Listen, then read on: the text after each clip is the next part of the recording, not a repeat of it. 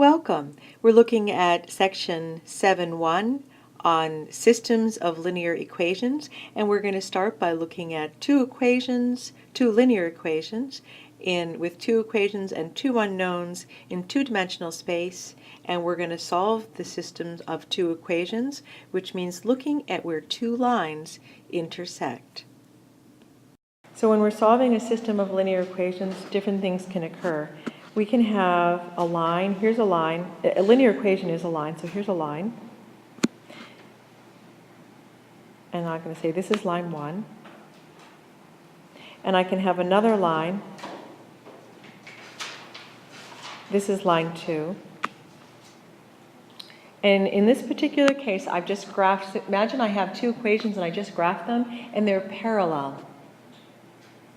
When we solve a system of equations, we're looking to find out where the lines touch. Those symbols I just drew means parallel. In other words, line 1 is parallel to line 2.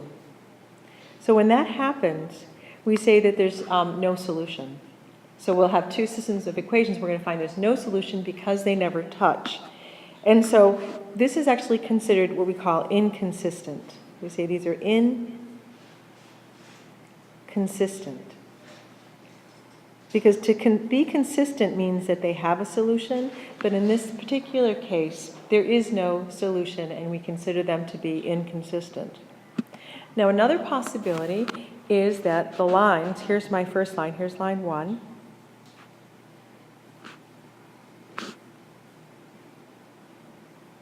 And here's line 2.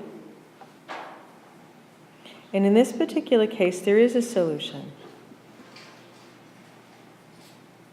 And the solution to this is a point. They touch at one point. As a matter of fact, the solution would be represented as some xy coordinate or an ordered pair. And in this particular case, we use the word consistent.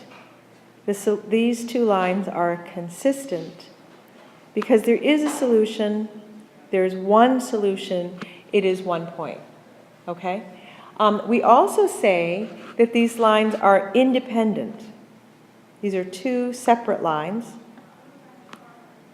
So when we find that lines are consistent, we declare them as independent or dependent. And in this particular case, the solution, or these lines, have one solution, and they are consistent and independent. And then the third case, we have line 1.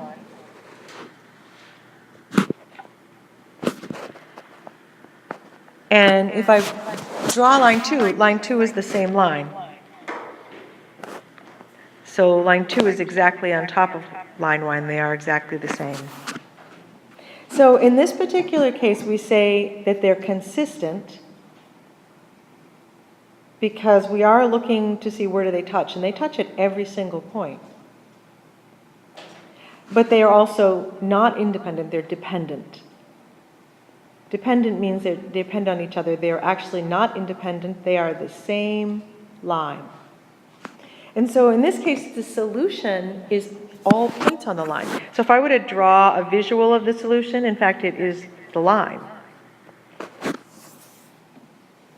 In this case, how do we write the solution for the third case that I've done that is consistent and dependent, where in fact they are the same line? Well, when we're writing the solution, in fact, the solution is all points that satisfy the condition of the line. So the way we'd write the solution is not as an infinite number of ordered pairs. We would write it as the equation for the line. So let's say maybe the line is y equals mx plus b. That's a favorite formula for a line. So the solution itself would be some form of the equation of the line. Okay? Now, if we want to know, if we're thinking in terms of, well, how many solutions are there to these different cases? In the first case where the lines are parallel, we say there are no solutions. There are 0 solutions. And in the second case, we say that there is one solution. That one solution is the ordered pair. And in the last case, a solution is an ordered pair, right? But in the last case, because the solution is a line is an infinite number of points. So there are an infinite number of solutions. So when we're solving a system of equations, I couldn't put that last S in there. I'll put the S down there.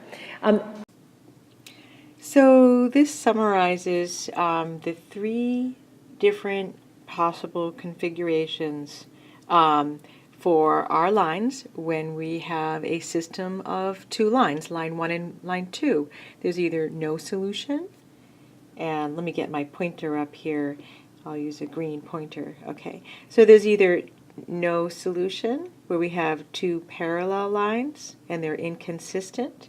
There is one solution, and that's where we have two lines and they touch at one point, that's an ordered pair, and that they're considered independent and consistent. And then the last situation is where we have two lines that in fact are the same line, and there are an infinite number of points that satisfy this situation, so there are an infinite number of solutions, and the equation for either one of these lines, or the same lines, is the solution, and these lines are consistent and dependent. Okay, so we're solving a system of linear equations, and so let's start with a linear equation. 4x plus 5y equals 3. Okay, and so let's have another linear equation, which is 2x minus 3y equals 7.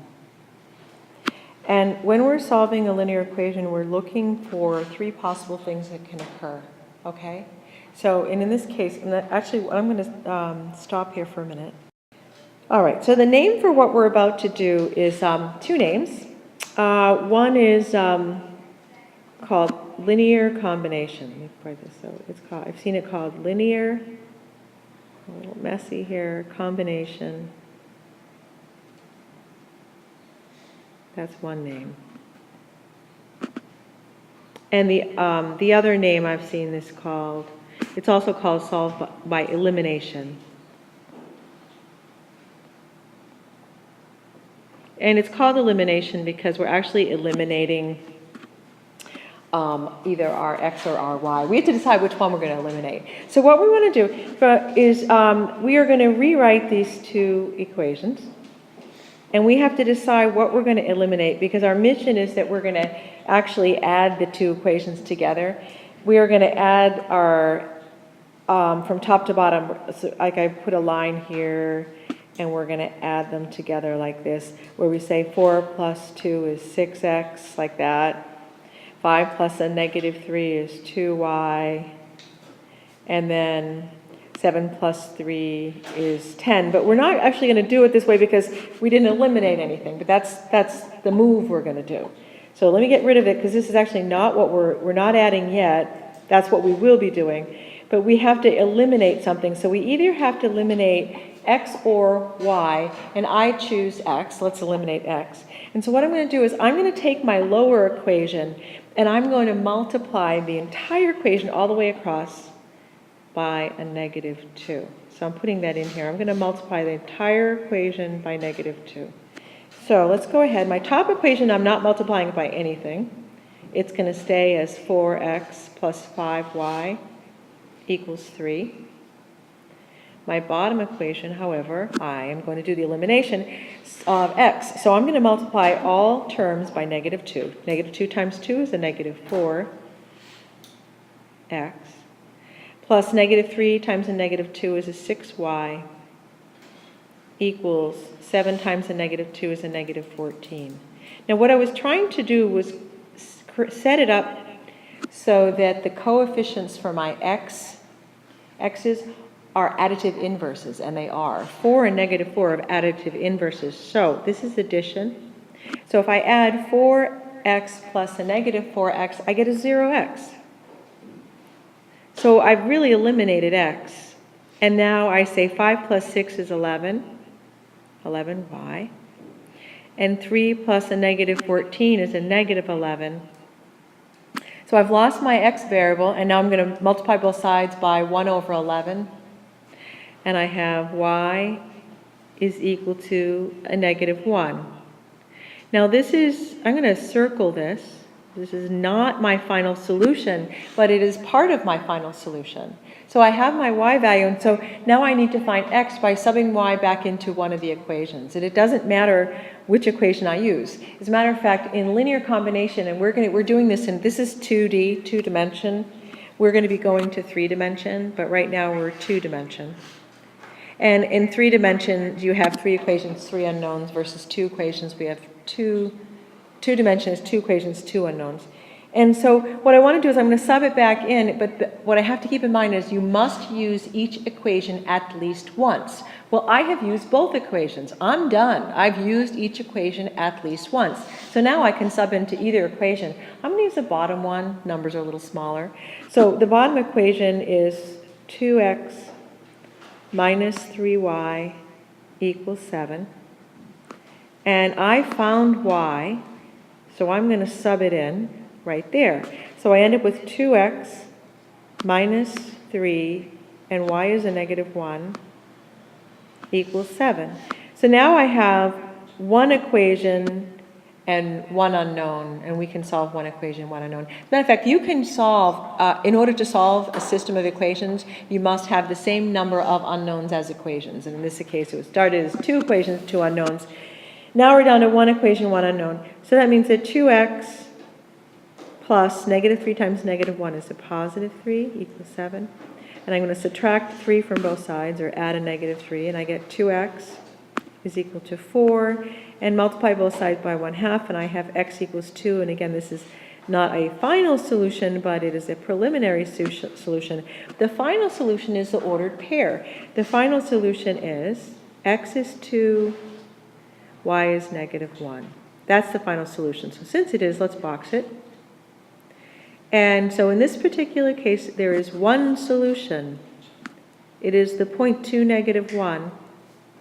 And if we want to write, well, how would we describe this solution, or how would we describe the relationship of these two lines?